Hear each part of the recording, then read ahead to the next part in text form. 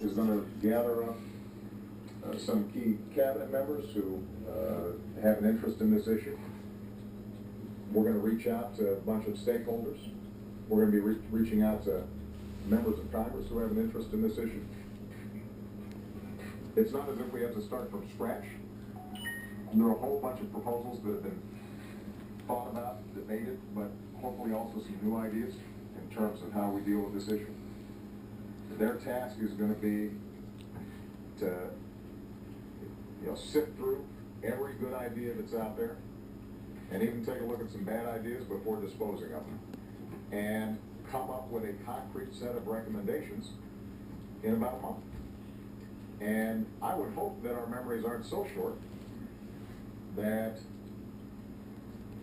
what we saw in Newtown isn't lingering with us, that we don't remain passionate about it only a month later. And as soon as we get those recommendations, I will be putting forward very specific proposals.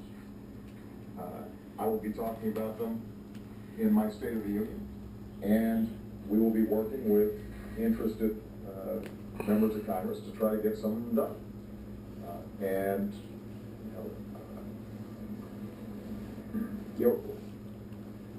The idea that we would say this is terrible, this is a tragedy, never again, and we don't have the sustained attention span to be able to get this done over the next several months doesn't make sense. I have more confidence in the American people than that. I have more confidence in the parents, the mothers and fathers that I've been meeting over the last several days all across the country from all political persuasions, including a lot of gun owners who say, you know what, this time we've got to do things differently. What about the NRA? Well, the NRA is an organization that has members who are mothers and fathers. And I would expect that they've been impacted by this as well. And hopefully they'll do some self-reflection. And here's what we know, that any single gun law can't solve all these problems. We're going to have to look at mental health issues. We're going to have to look at schools. There are going to be a whole range of things that Joe's group looks at.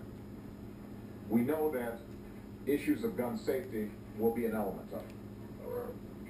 And what we've seen over the last 20 years, 15 years, is this sense that anything related to guns is somehow an encroachment on the Second Amendment. What we're looking for here is a thoughtful approach that says we can preserve our Second Amendment, we can make sure that responsible gun owners are able to carry out their activities, but that we're going to actually be serious about the safety side of this. That we're going to be serious about making sure that something like Newtown or Aurora doesn't happen again. And there is a big chunk of space between what the Second Amendment means and having no rules at all. And that space is what Joe's going to be working on to try to identify where we can find some common ground. So I've got, I'm going to take one last question. Go ahead, Jake. It seems to a lot of observers that you made the political calculation in 2008 in your first term in 2012 not to talk about gun violence. You had your position on renewing the ban on semi-automatic rifles that then Senator Biden put into place, but you didn't do much about it. This is not the first issue, the first incident of horrific gun violence of your 4 years. Where have you been? Well, here's where I've been, Jake. I've been President of the United States dealing with the worst economic crisis since the Great Depression. An auto industry on the verge of collapse. 2 wars. I don't think I've been on vacation. And so, I think all of us have to do some reflection on how we prioritize what we do here in Washington.